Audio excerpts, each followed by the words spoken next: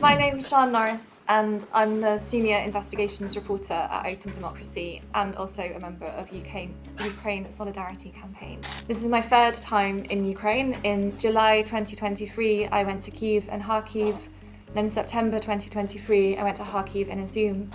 And this time I've been in Lviv, Kyiv, Kharkiv and back to Kyiv. I was going to talk about my work which really focuses on the rise of the far right and its intersections with the anti-abortion and anti-LGBTQ+ movements and how that links to Ukraine and Russia and particularly Russian influence. So at the start of the full-scale invasion in February 2022, we suddenly saw far-right organisations in the UK, such as Patriotic Alternative and far-right influencers like Tommy Robinson, take a kind of pro-Russia stance on the war. And this is because of Putin's and Russia's attitudes towards LGBTQ+ rights and abortion rights. So we saw people like Mark Collette, who runs Patriotic Alternative, posting on Telegram about, how Putin is against the degeneracy of the West, and that degeneracy being, gender ideology and trans indoctrination. And so therefore they took this position of being pro-Putin in the war against Ukraine.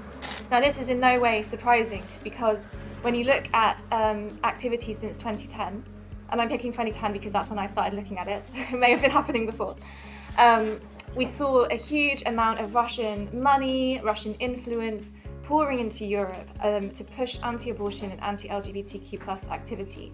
The main funder of this activity is a man named Kostyantin Malofєєv.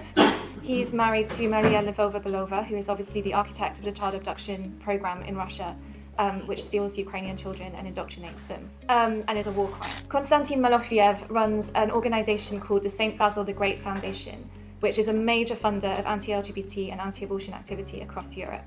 He also runs an organization called Царьград ТВ, which had as its editorial director Олександра Дугіна, the man we know as Putin's Rasputin, the so-called philosopher, but who is really a far-right ideologue pushing fascist ideology about reversing progress on all aspects of society, including women's rights and LGBT rights and human rights more generally. Царьград TV also hosted people like Alex Jones, the very famous US conspiracy theorist.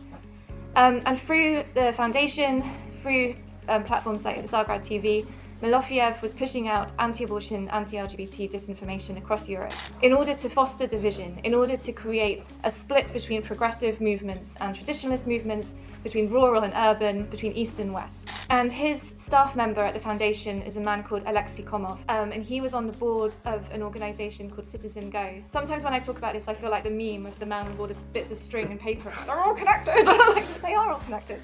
And Komov was quite notorious in Ukraine because in 2014 he said that if you want to join the European Union, you have to legalize gay marriage, which is not true, but was again trying to stir sort of anti-LGBT feeling and disinformation to prevent EU accession and to foster opposition to European integration.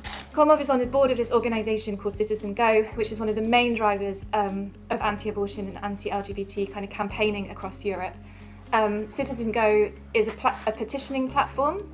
It sort of sets itself up as the Avaz of the anti-gender, anti-human rights movement, and it petitions on everything from ending abortion in the US to not liking a shampoo ad because it had a trans model in it. So they do a huge amount of activity, and his involvement was the sort of link between this European American organization and the Russian influence. Citizen Go has always denied taking Russian money. They're like, we're only funded by small donations, but there is some paperwork that would suggest otherwise. The other kind of vector in this there's two other vectors in this network. The first is a network called Agenda Europe, and Agenda Europe brought together anti-abortion, anti-LGBT campaigners, politicians, political advisors, academics in America and Europe, and also with the Russian involvement. So another representative from Citizen Go, Pavel Pafentiev, was in the Agenda Europe network. And this organization really strategized to roll back any progress on LGBT and abortion rights throughout the 2010s. They were very much focused on, preventing progress on abortion, preventing equal marriage, preventing the ratification of the Istanbul Convention to eliminate violence against women and girls.